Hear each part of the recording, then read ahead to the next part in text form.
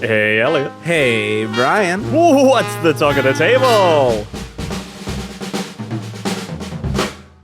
Today, in our final Zine Month Special episode, we have two second edition projects from Adam Bell and Aaron Lim.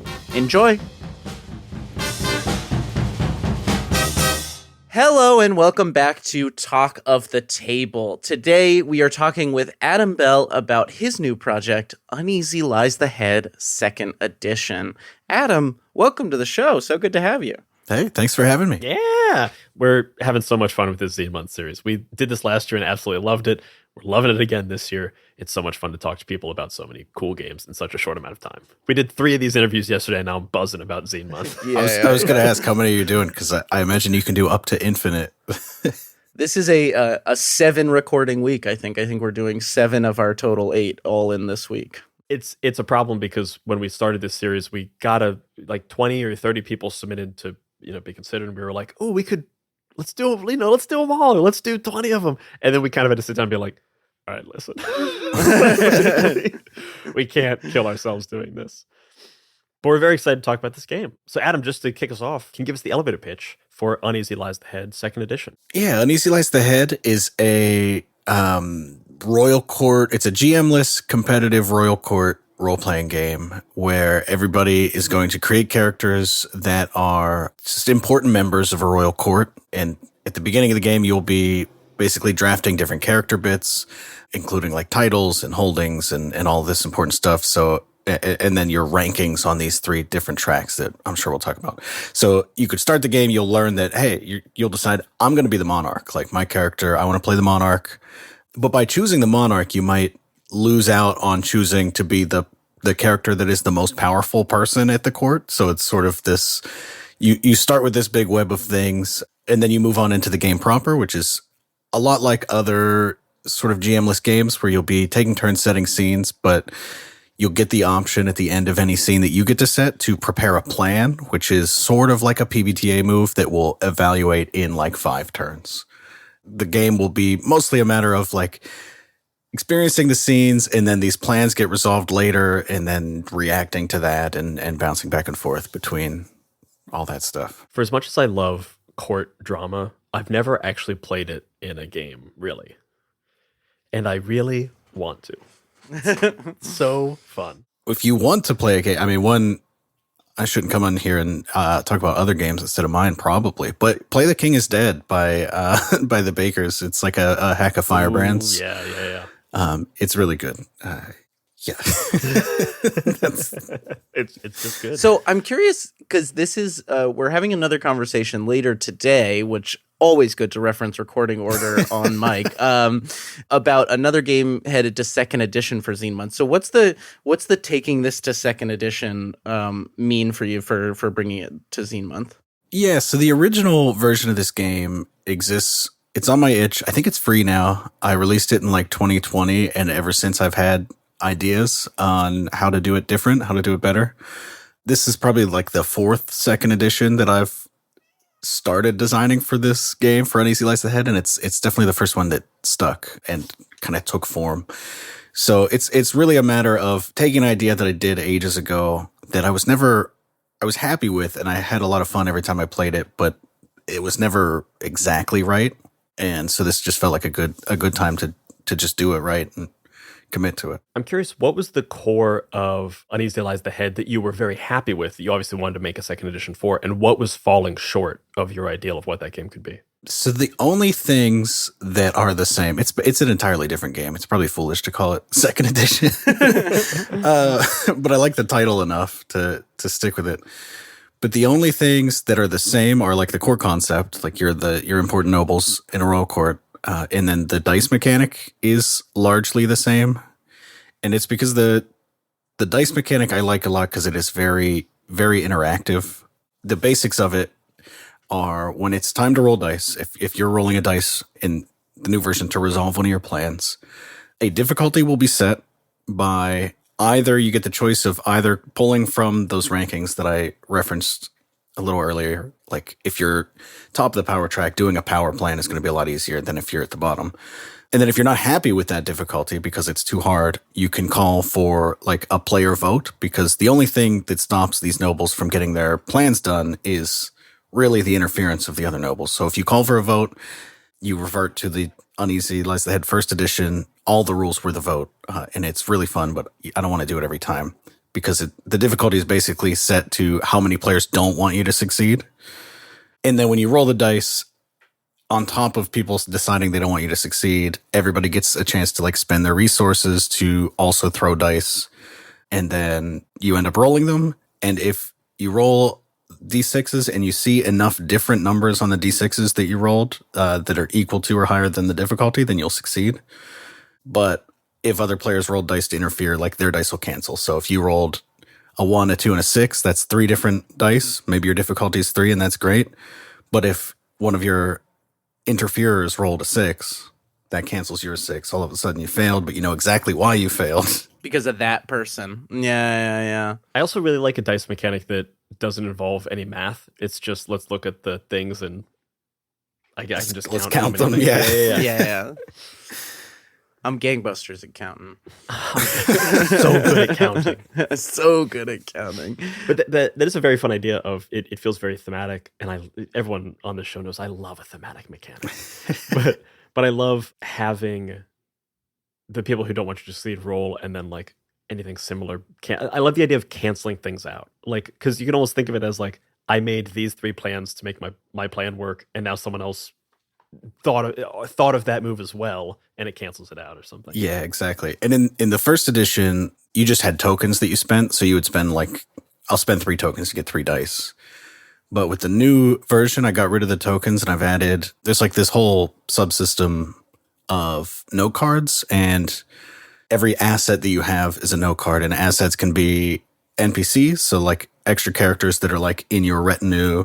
They could be your holdings, so like your castle, your artifacts, you know, a cool sword or a set of earrings or whatever, and then resources. And to get dice, you basically exhaust those. So like you're pulling on your, like, oh, I need 3 dice. I'm using all 3 of these characters. Like these are the people that are helping me. Whereas then you could say, oh, I'm doing the resource of like, I have the public's, like the public's approval. That's a resource that I spent to get this die. And then that's the one that rolled the 6 that canceled your thing. So like immediately you have like all of this theme hopefully pouring into these dice rolls. I love a thematic mechanic. Cannot stress it enough. I'm a sucker for it. What is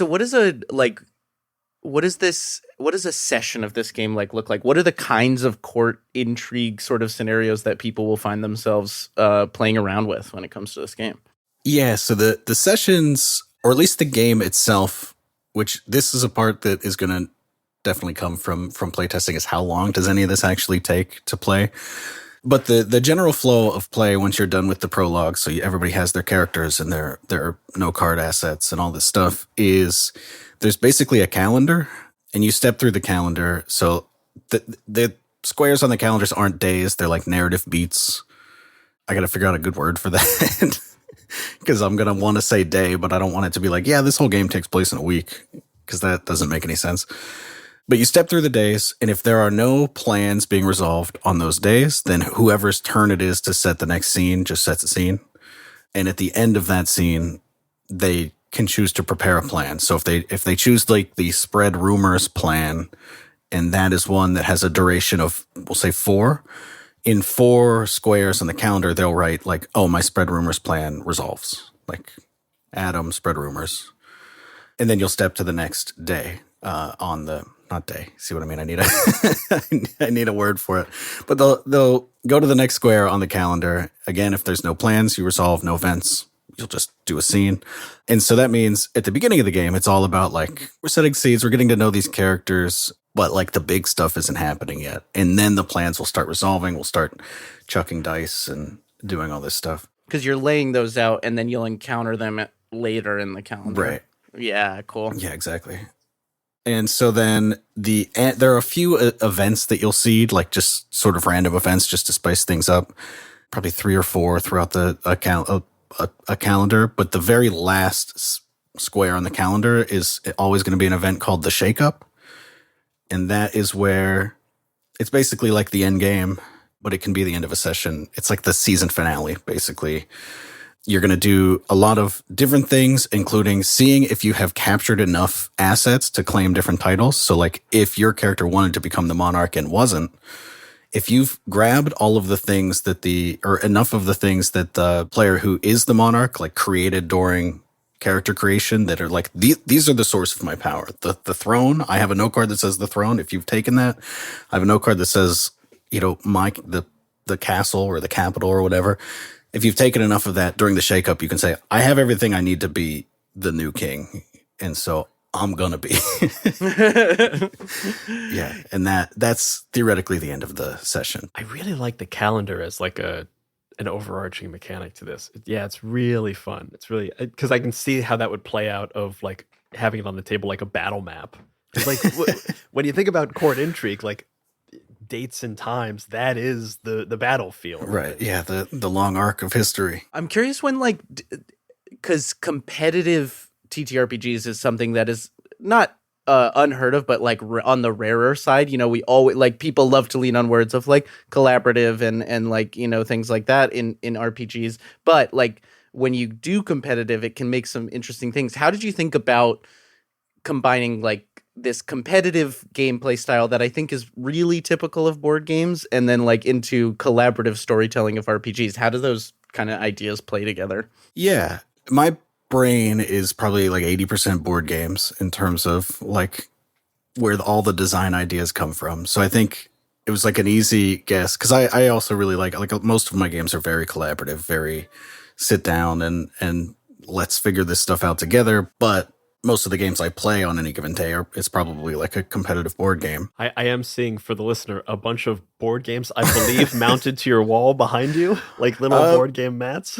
Yeah, those are like old, very old board games, board game boards that I found in my grandma's attic and put them on my wall. My wife is going to hate that I saw that, because now I kind of want to just mount board games to my wall. It's going to be a mixed reaction whether or not she likes that. So I'm sorry, please continue. I got distracted by a Monopoly board on the wall, and I was like, ooh, what a great idea. But yeah, so the competitive part of it is, I find that really fun in RPGs. I know there are a few, they're out there, like The King is Dead, the aforementioned. I mean, the Royal Court thing is going to be inherently competitive. I think the only way it's not is if it's something like A Court of Blades by a Couple of Drakes, where you're not playing like the nobles, you're playing a retinue of people under the like employ of the nobles. And so that's sort of how that circumvents the competitive nature of it. But if you want to really do this head-to-head thing, cutthroat, backstabbing, spreading rumors about each other, yeah, the competitive just makes sense. And there were versions of this, like I said, this is like the 4th or 5th second edition. There are versions with like an end game scoring, which, maybe it comes back in like a supplement I put on itch in a year or something like that. But yeah, it's just a lot of fun to go head to head. And it's sort of like, I think sometimes things like betrayal are abstracted in a way where it's like me, the player, is not betraying you, the player. But it sounds like in this game, you get that experience of like, I'm going to fuck you over, like player to player fuck you over. And also it's going to do this interesting betrayal thing with my character. Yeah, there's definitely like anytime you call for a vote for a dice roll, like that's purely abstracted player shit. Yeah. Hell yeah. Or anytime that you step up and say, no, I am going to interfere with that dice roll. It's technically, it's meant to imply that your character is interfering in some way, but you didn't have to do that. You could just let it succeed.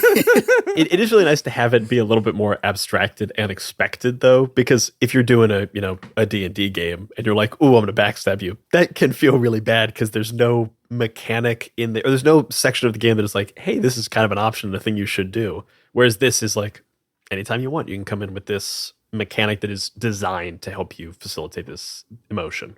Right, and that's really important for like tone setting and setting the table at the beginning of a game. If you're, like you said, if you're playing D&D and one of the players is like, I want to do backstabbing, like if you don't have a conversation about that at the beginning, that could really not land. But if you have a whole game that it's all about this like back and forth and fighting each other and doing it mechanically, hopefully that can eliminate some of the bleed. I do think that is a important distinction too, because this is like a game of power struggle, which kind of implies a back and forth. Like there's never just a backstab of I kill you and take all your stuff. Right, Like that's probably It's not what the thing D&D is going to style.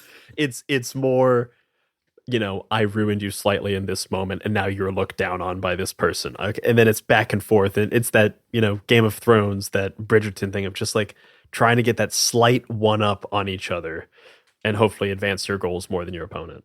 Yeah, and very specifically, I can talk about another mechanic in here. So, like, all of the note cards are, like I said, all the assets are on note cards, and that's how you get dice, but they're also all tied to things in the world. But most of the plans allow you or involve, if you succeed, you either taking, breaking, or making a note card. So, to take one, obviously, you just take it. Maybe you do a move that lets you, I'm going to take you got your son on a note card there. That's my ward. Like, I'm taking him to my castle. I'm the king. Like, of course you want this. This is good. Royal courtship. That's all insidious. Anyway. Oh yeah. Making one. That's also obvious. You make a new thing. Like, oh yeah, I have this new resource. I have this new character. I'm introducing new people to the court. But breaking is a very weird one because it's I think where most of the drama is going to happen.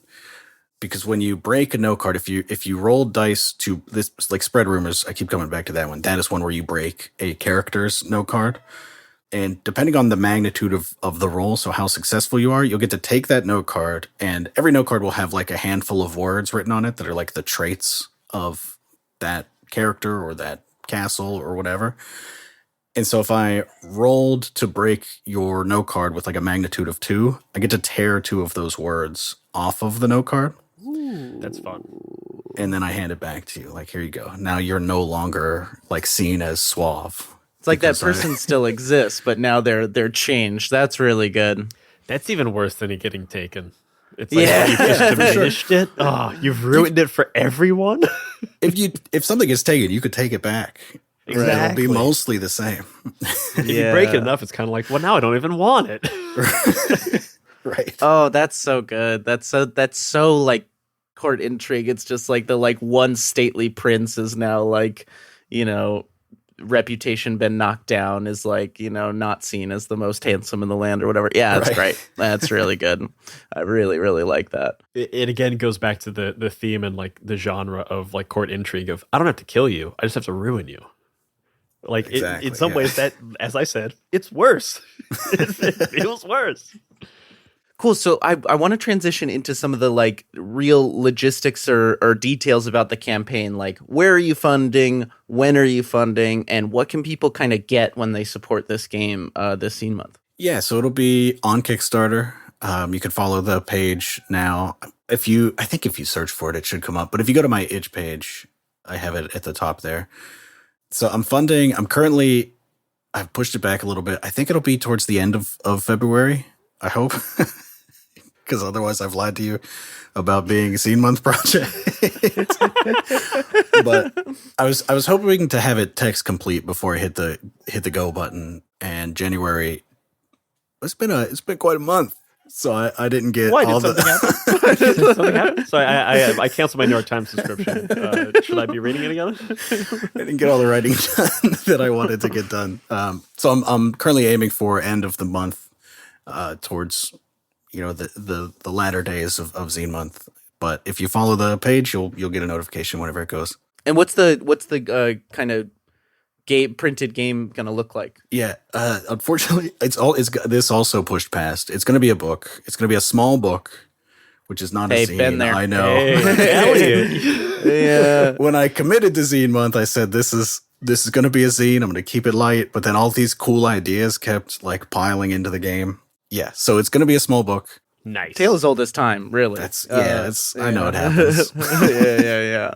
It's good because we've now hit like the two sides the two ends of the spectrum of Zine Month. Like we talked to somebody who did an 8-page print at home fold out, and then we had to hit the I accidentally made a book perspective because that's it's the full scope of the experience. Yeah, so it'll be a bound book. It'll be a bound book about, I think, either 64 or 80 pages. I know that when you print books, this is message people. The prices usually level off at intervals of 16, so you may as well shoot for that. So it'll be either 64 or 80, probably 80 at this point, unless I take out all the cool, like, old art that I've been filling my drive up with. No, yeah. Can't do that. Probably not. If it's going to be 64 in a book, it might as well be 80 in a book. Right. What's the difference at that point?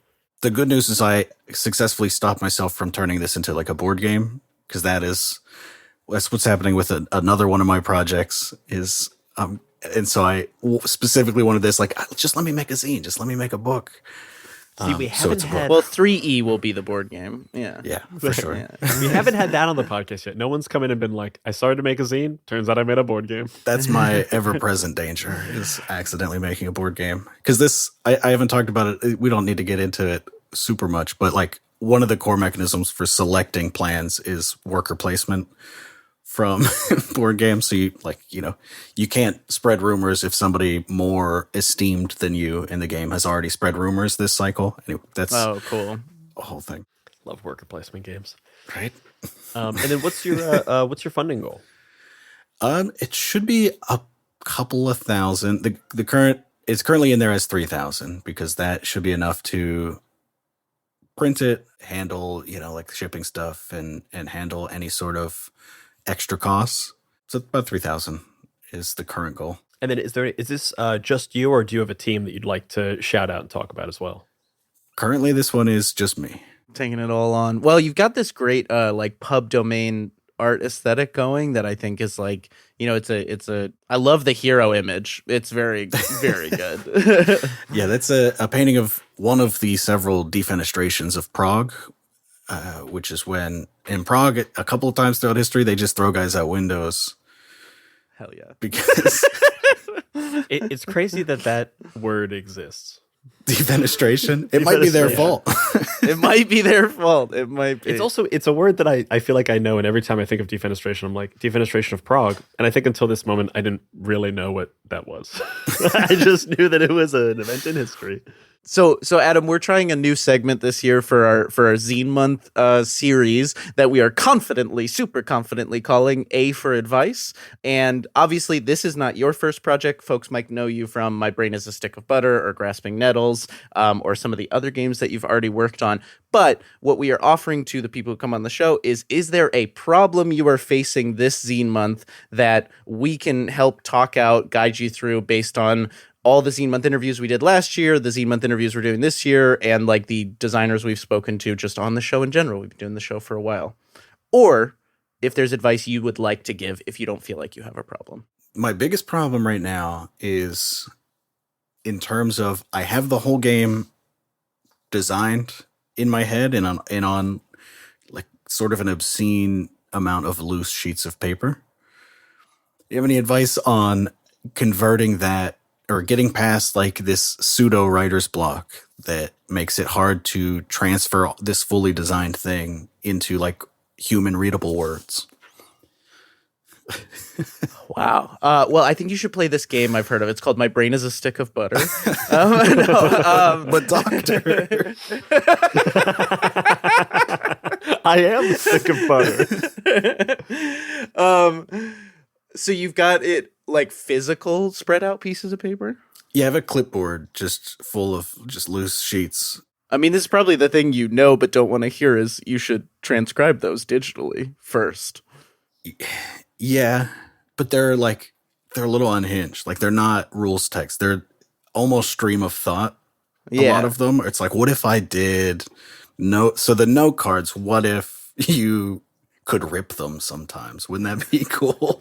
I'd love it if your actual note was, so the note cards ...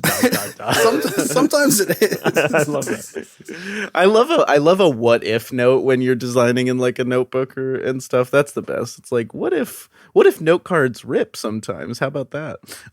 Yeah, I feel like you're probably falling into, and this is, you can say fuck off if I'm making assumptions about your state of mind. I feel like you're probably falling into this thing where you want to copy all these loose notes into the computer, but you're editing them as you copy them. And I think probably the thing to do is just like make the big Google Doc of like, these were all the handwritten things. And then once it's all digital, then you can play with digital so much easier than physical, I find. So that would be my I guess advice. But The thing that always helps me with stuff like this is breaking things down into smaller chunks. And like the easiest way to do that, converting physical to digital is just be like, all right, what are the headlines or like what are the section titles? And just like, core rules, dice mechanic, note cards, et cetera, et cetera, et cetera. Because then all of a sudden you type out these 20 headers, Right. and that all of a sudden you have much smaller bins that you have to fill. Right. And then Today all I just need to write how the dice work. And I actually already did this 5 years ago or whatever. yeah. Right, Yeah, that's exactly. good. And you did get me. I am a prolific edit as I write Nightmare. So that remembering that and canceling it is good. Yeah, I fall into that as well, where I will be working on something and I'll like get stuck on the same paragraph over and over again. It's like, listen, I think the honest to God truth is you don't really know if that section that you're stuck on is good until you finish the thing and see it in context of the whole. Like what you're doing is actually like what I end up doing is worthless because this may sound bad it on its own, but when you put it in context of the whole, it's like, oh, actually, this isn't as bad, or this needs to be changed in this different way. Right. You don't know why it's bad. You know it's bad, like there's something wrong, but you won't know why it's bad until the whole paragraph is there. That's probably the more succinct way of saying it. Yeah. You don't know why. You know something's wrong, but it's not worth trying to figure out what it is until you have all the information in front of you. Be like, oh, it's because TK, Yeah, it's because TK. alternate advice, you just Pepe Sylvia your wall with everything you've ever written about it and don't take it down until you've finished the game as a form of sort of self-psychological punishment. Right. That's good. Yeah. So this is an audio medium, but I'll just glance at my Oh, it's already horrible there's already post-it note yeah. wall. Yeah, there's the beginnings of a Pepe Sylvia wall for our listening audience. Also, this is Zine Month. You can get really abstract. Just scan all of those random sheets of paper and just then release that. That's the 2E is my That's ramblings. the 2E. That's the 2E. I have been considering putting the clipboard up as like a $200 if you got money to burn tier.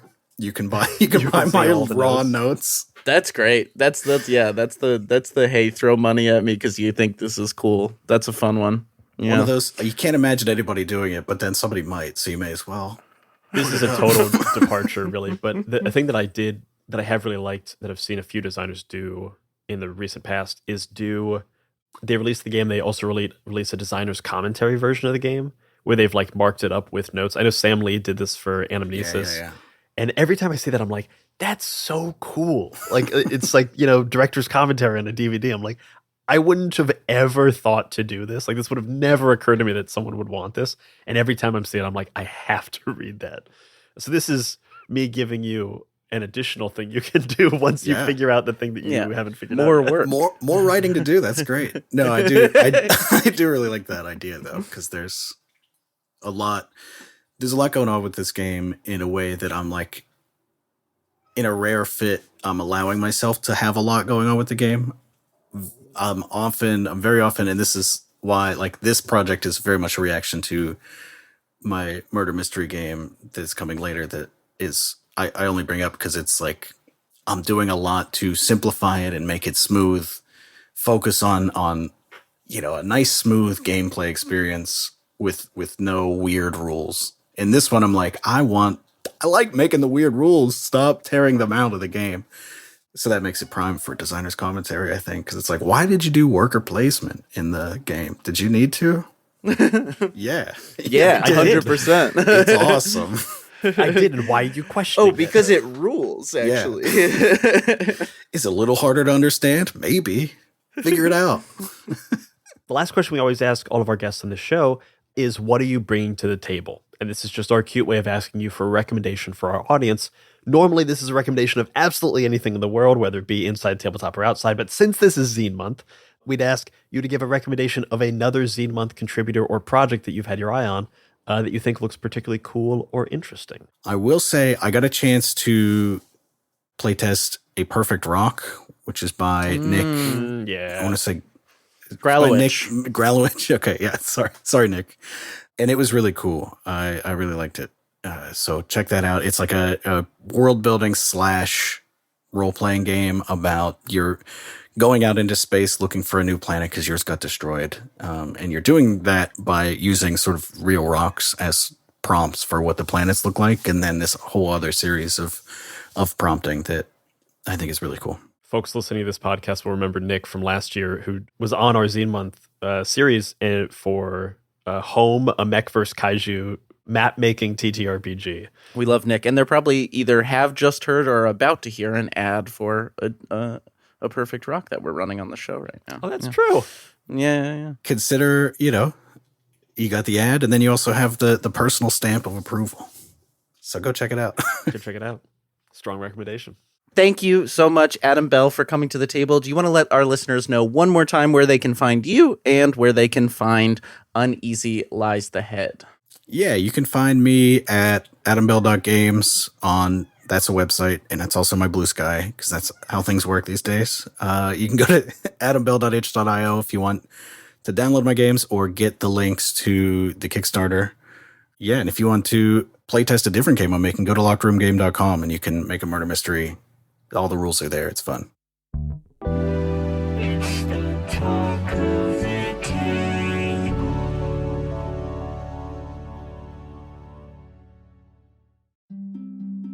Midnight Muscadines is a cozy, dark tabletop role-playing game where light and shadow intertwine in a fractured world. Players take on the roles of marmoteers, brave adventurers who journey into the untamed wilderness to collect the elusive Midnight Muscadines, craft magical jams, and protect the fragile light of Nim. Through collaborative storytelling and resourceful gameplay, players weave tales of courage, community, and the pursuit of balance. Will you preserve the light, uncover the truths hidden in the shadows, or reshape the balance of the world forever? Midnight Muscadines is perfect for fans of Studio Ghibli and Sea of Stars who seek to capture the magic of exploration and the heartfelt adventure in a world where small heroes make a big impact. Play Midnight Muscadines as a traditional GM'd game, GMless, or even solo. Midnight Muscadines is crowdfunding now on BackerKit. Join the campaign at pandeongames.com/muscadines. I'm Quinns of tabletop role-playing game review show Quinn's Quest, and this is Play to Find Out. Play to Find Out is an actual play podcast that brings notorious old games from the 80s and 90s back to the table. Each season of Play to Find Out, I'm joined by Emily Johnson and Rob Morgan. Good? Nervous? Yeah. You both looked at each other really concerned, like you think what's about to happen is going to be unpleasant. And frankly, I think that's rude. And together, we explore the TTRPGs of ages gone by. Our goal? To separate the TTRPGs that deserve to be remembered from those that maybe don't. I don't know, Emily. It was the 80s. Also, a lot of people were on cocaine. We blow the dust from decrepit systems to learn how they work. Your 100 on the encounter table bursts out. Right, you've encountered a fog. Get ready.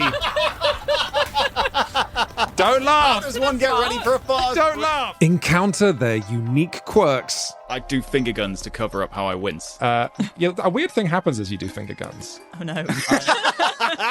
And I'm hoping that the Quinn's Quest community will join us in exploring these games too. If you this up, cannot describe to you how much your adventure ends here. Yeah, that's fair. Because the best way to learn is to play to find out. Play to Find Out is available now on the Quinn's Quest Patreon, but the first episode of each series streams for free on the Quinn's Quest YouTube channel and wherever you get your podcasts. Anyway, you failed the Earth Tech roll, and you made jokes while I was doing my exposition, so you don't get to hear anymore. Oh, no. Come on. I was shook.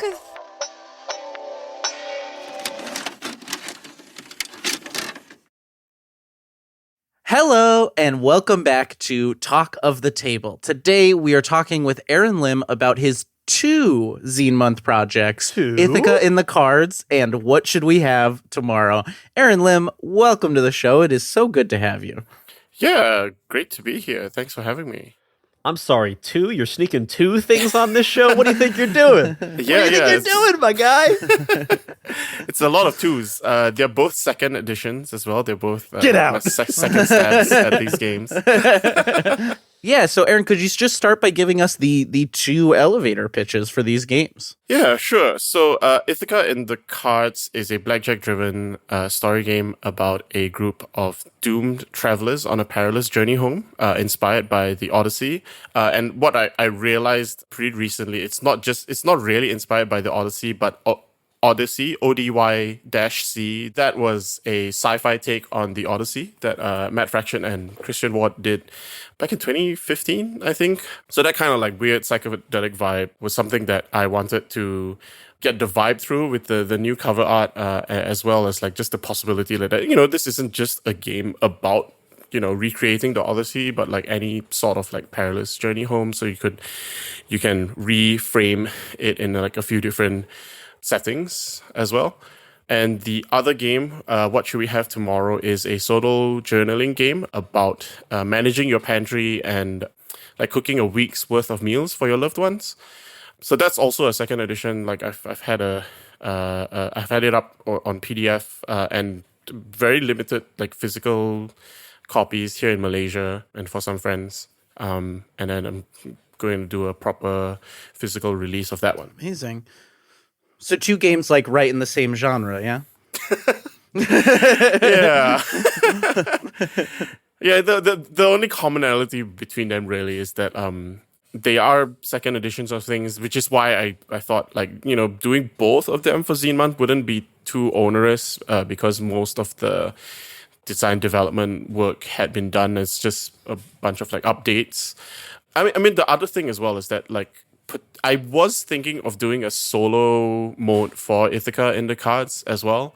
So originally I wasn't going to do like a full second edition of Ithaca in the Cards. I was just going to it will just add a solo mode to this, add a few tables, just make it work solo, because it is pretty workable solo, I think. And then that became like a full-on rework of the whole game, to the point where I think I will have to make the solo mode a stretch goal because the base game has changed so much, and then I haven't had enough time to really like rework the solo rules and playtest them as much as I would like. So very, very funnily, like the impetus for like bundling one of the impetuses for bundling the two games together might end up not happening until later. That's planning for you. Yeah. It always balloons. And Brian? What's your favorite thing? Never survives first contact. A plan never survives first contact with the enemy. The enemy being crowdfunding. The enemy being crowdfunding, yeah. The enemy of all designers, of course. Scope creep is the enemy of all designers. Yeah, actually, and I yes. see the inklings of scope creep happening with you yes. right now. So let's dig into the mechanics, and maybe we'll just take these in turn. Ithaca in the Cards. What is sort of the central mechanic of that game? What does the play experience of Ithaca in the Cards look like? So I mentioned that it is like blackjack driven, right? So that's the other commonality between the two games. You see, I'm like refining the Kickstarter pitch as well now, like as we're talking.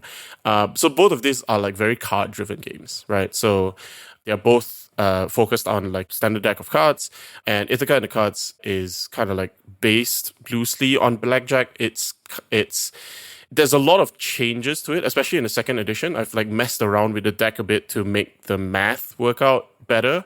One of the big changes was like when doing the playtesting for Ithaca in the Cards first edition, it was realizing that there's a chance, not always, but there is a chance that the game ends too quickly, because you can just blackjack really quickly, right? If you play with the full deck of cards.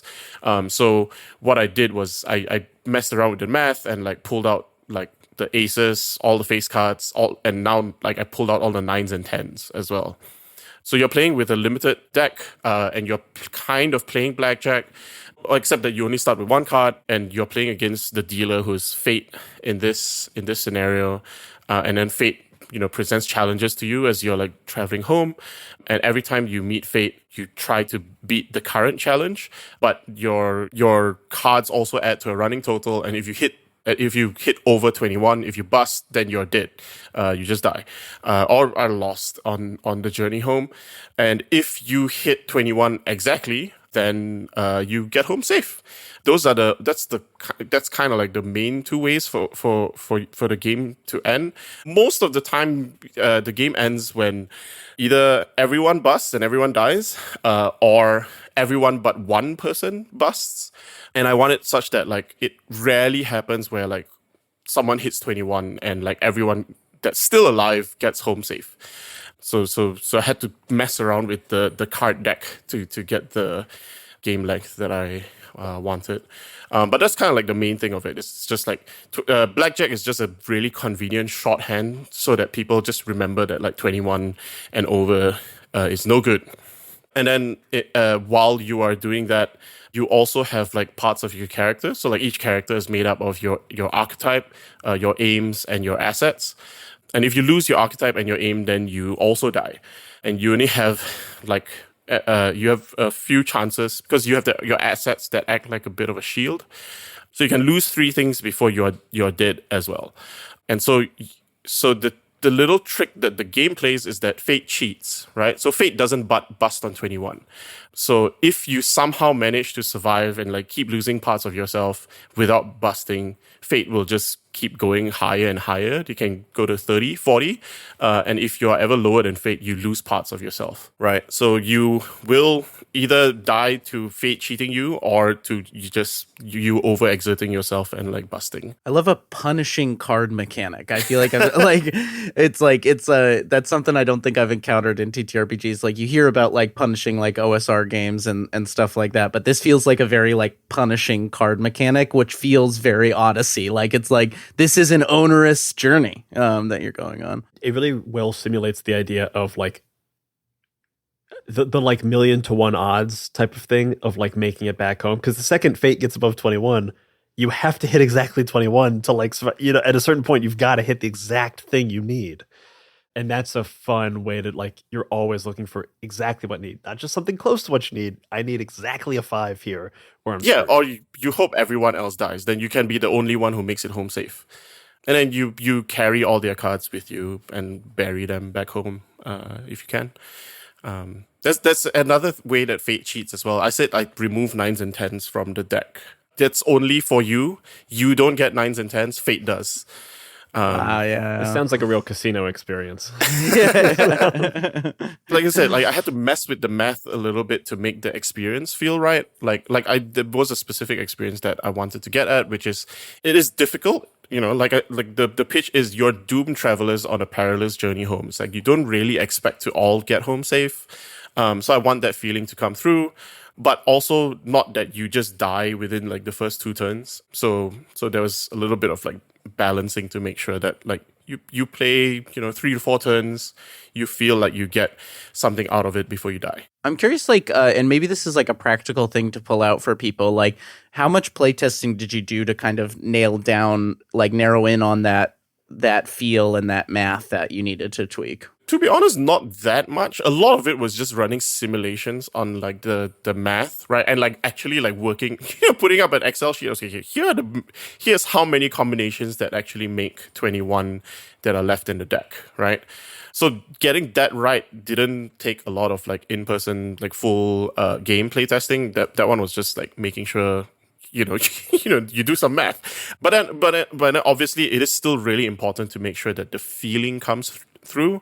So for that one, I haven't actually done that much playtesting. Like it's been a few years since I say I haven't done that much playtesting, but like because I think Ithaca came out, the first version of it came out in like 2019.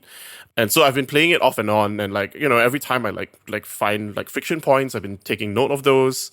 So those count as playtests, I guess. Like, even though I've like never intended at that time to like do a second edition, it's just like, maybe if I ever revisit it. So it's a hard question to answer because like, playtesting is play is playtesting. So of course, yeah.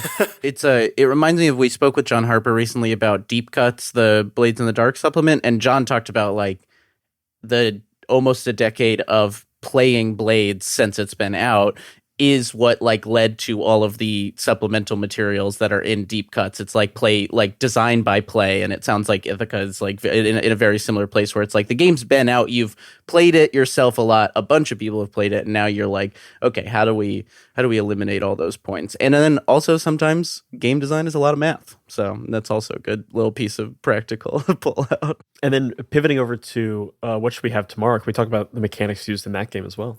Yeah, so that one, so I rarely make solo games, very, very rarely make solo games, but that one felt right to be a solo game. So it's actually inspired by, I love like cooking and like cooking manga, especially. There's a series called What Did You Have Yesterday, that I really love, about like one person in the couple does most of the cooking for them, and like he's a very particular person, so he's like very particular about like balancing the budget and like making sure that you get a good meal under the budget as well. And ever since like the pandemic, like we've been doing a lot more cooking at home. Obviously, during the pandemic, there was no choice. But then after that, it's just I do love cooking myself as well. And just that experience of like, oh, I need to look at what's in the fridge. During the pandemic, we had to plan out like groceries a lot more than we used to. So what should we have tomorrow is like based on that. And I also love card mechanics. So what I did with what should we have tomorrow is like your pantry is just made up of all the like you come up with your own pantry based and tie each ingredient to a card in the deck, and then you use those cards to like arrange them into dishes. And then depending on like the prevailing mood of the day, so part of the game is also about imagining like a conversation with your partner or your loved ones, whoever it is you're cooking for, and like asking them, what do you want to eat? What do you feel like eating today? What's the weather like? What have we had recently? Do we want to change things up a little bit? And then based on that, put together the cards in your pantry into a meal. And then if you want to like score high, there's a bit of a scoring element to the game. So if you want to score high and like make your partner happy, you can make a big meal. But if you use too many cards, you have to use the cards as leftovers for the next day. They have to be in the next day's meal as well. Fictionally, you can play with it a little bit in that like you just have to use the same ingredients. You don't actually have to reuse this like the dish. Depends how much verisimilitude you want to have. You can cheat a little bit and just say you use elements. And that's all just about like, oh, that's kind of like the experience of cooking at home, right? And I think cards, like just tying it very simply to cards in that way, it's very simple. Like there's a lot of things that you can do with cards. That it kind of like makes you make your own prompt table, in that like you build out the pantry as you play, right? And then you go shopping by like drawing more cards from the deck. And the one mechanic that like I love, or like my wife loves, is that like if you hit your budget exactly, you get to draw one free card, because like that represents a free bonus that you get. You found you did your budgeting so well, you found a great deal that you got exactly what you wanted and more when you went shopping. Man, I can't wait to power game this solo game. I'm gonna get so many freebies. And that's been difficult to playtest. Because I don't make a lot of solo games, I'm not as familiar with like playtesting like practices for those. But the one thing that has been really fun was like I did a couple of demos of this game at like local events. Like usually we don't play the full game. We just like, hey, here's some cards. Like try and use that as a and come up with a recipe based on just like drawing random cards from the deck. And then people make little recipe cards that they draw on, and put little notes on them without prompting, right? It's just like, they just come up with their own little flourishes for those, and it's like, oh, that's really nice. Like, I think people like that it's a very familiar thing that people know what to do with. So that's been pretty cool. It's always a sign of a good game is when people start doing something that's not necessarily expected in the rules, but just they're like, oh yeah, I want to add to, like, if someone is immediately adding to rules of stuff, it's like, that's great. That's so much fun. You're designing on the fly. Yeah. So the one thing that I have noted, so weirdly enough, this game is kind of, I don't know whether I would say popular, but known in like Japanese solo role playing circles. And what I have noticed is that the Japanese players tend to use this game for their characters from their campaigns. So they would use this game in between like campaign sessions to like, oh, this is what my character would be cooking, right? And like to spend more time with their OCs, to spend more time with their characters, and like get more into like the characterization. So I've seen like a few game journals that are like that in like characters that like from like their Call of Cthulhu games, which is also why I'm gonna be working, hopefully, if we get the stretch goals, and if the crowdfunding succeeds, we'll work with Montreux from Maelstrom to do another Japanese translation for the game. Love that. So, Aaron, transitioning to kind of the details of this campaign, this 2-game campaign, where are you funding? When are you funding? What can people get when they help support these games? Yeah, so I'll be launching on Kickstarter, I think tentatively set at the 25th of February. So I'll be doing like digital and physical versions for both games, and there will be one sticker set that I'm gonna provide with What Should We Have Tomorrow. I'm working with a local artist, Yon, who has already done these like cute vinyl sticker sets where you can customize your own kitchen and customize your own like apothecary. So we're going to do one set for What Should We Have Tomorrow that will just that will come with the game. And then hopefully we have very few stretch goals, which is just like we could do more sticker sets, and then also just for the Japanese translations for the PDF, and then probably if there's enough interest, we might see what we can do to get physical copies printed in Japanese as well. With these second editions, do you have anybody like joining the team to help you bring these to print? Yes, of course. So I will be. So I've already shared some of the work that Xiaoming has done for the cover for Ithaca and the Cuts second expedition. Hell yeah! So Xiaoming Tang is the artist who I'm working with for the cover, and he's also going to be working on the interior layout. He's a great like graphic designer, illustrator, artist from Malaysia.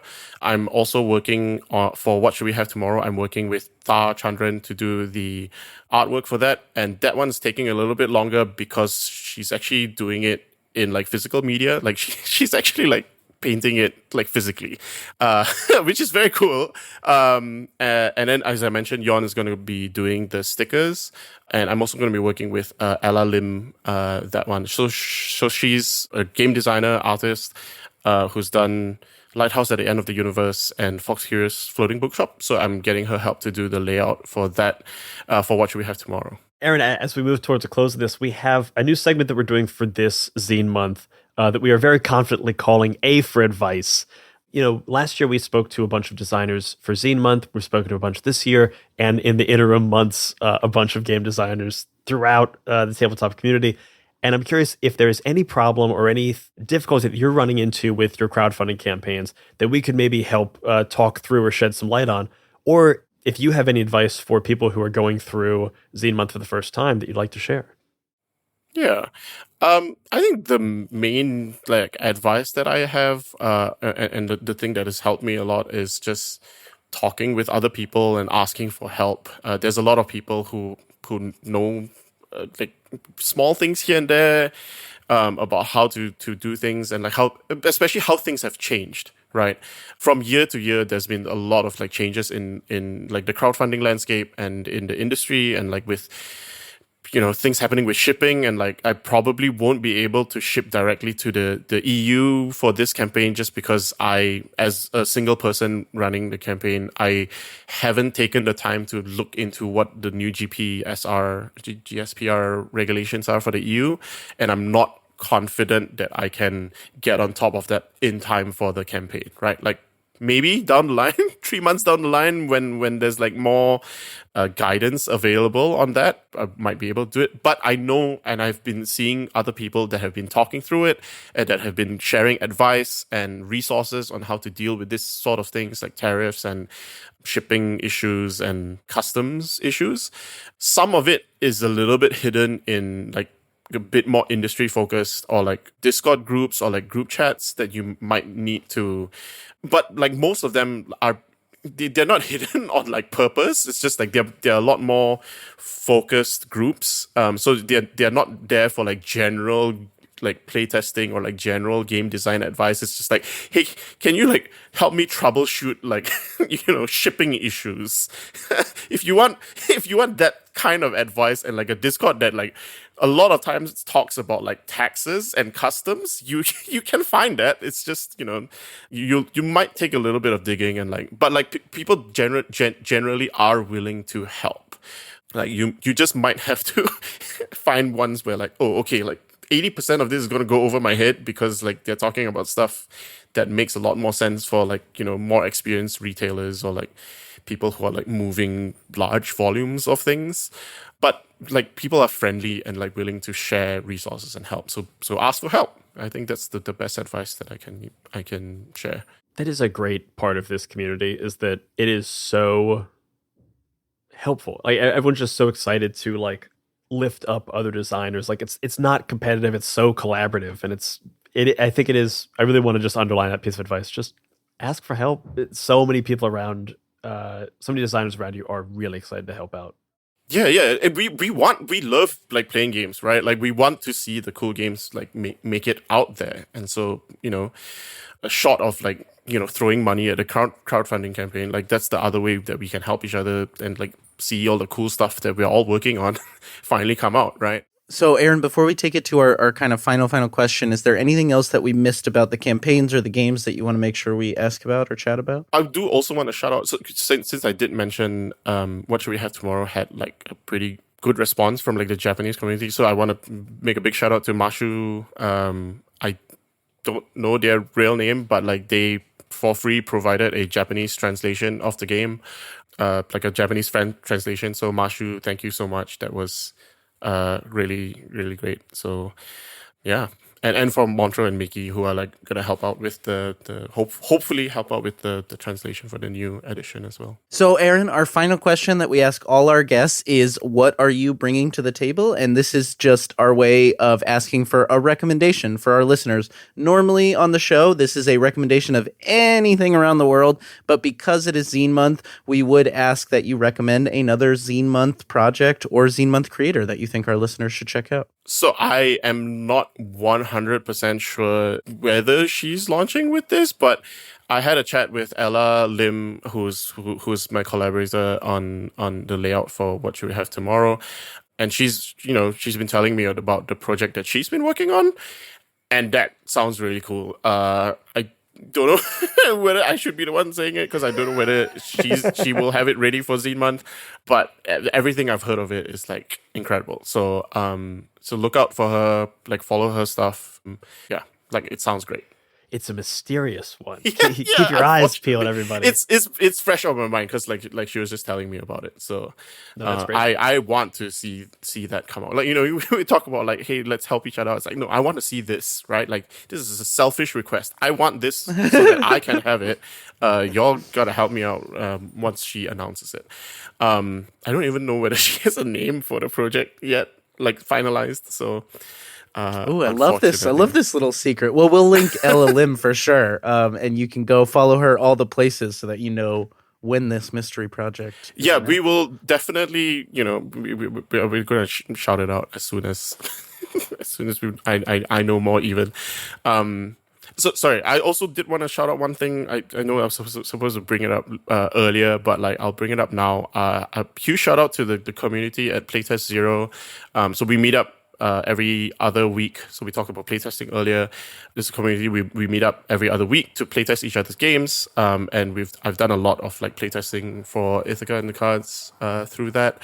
So huge shout out to them and everyone who's been doing that. It's been great. And it's always good to have a good, reliable group of people to like playtest and like talk design with. Aaron, thank you so much for coming on the show. Do you want to let people know where they can find you online and also where they can find your games that you're going to be kickstarting? You can find me online at Aaron Lime, EHRONILIME.itch.io, and I'm aaronlime.bsky.social, the regular one on Blue Sky. And I'll be sharing the Kickstarter pre-launch page soon. I don't have the URL. I don't have a fancy URL for that. So just look out for that on Kickstarter. I'm also on Aaron Lim at Kickstarter. I don't know. I'll post on there. It's a long one because it's like Ithaca and the cards and What Should We Have Tomorrow as the titles. So look out for that. Yeah. Well, don't worry. We'll put the links in the show notes below so people can just check out the show notes. Click right there. Thank you once again to Adam and Aaron for joining us at the table. Please go check out their projects in the show notes. And thank you for joining us for these Zine Month special episodes. It is always fun for us to be able to highlight zine creators every year, and we really hope that you have gotten something out of this series, or at least found a couple new games that you want to check out. We'll be back next week with a usual episode, and then we'll be back on our every 2 weeks release schedule. So keep an eye out for that, and thank you again for listening. Remember, if you want more gaming content from us, you can check out the Many-Sided newsletter, the Many-Sided Media Discord, or you can support this show on the Many-Sided Media Patreon, where you can get ad-free episodes, bonus roundtables, and a whole bunch of other cool stuff. So please check that out, patreon.com/manysidedmedia. Rate, review, and follow Talk of the Table wherever you get your podcasts. And that's what the table is talking about. Bye-bye, everybody.